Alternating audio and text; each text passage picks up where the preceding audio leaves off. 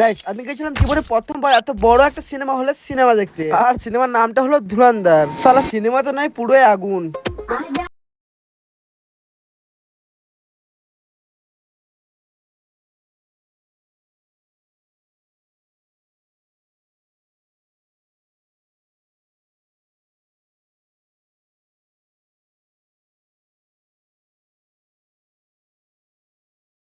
এবার না হয় ফুল পিকচারটাই দেখো।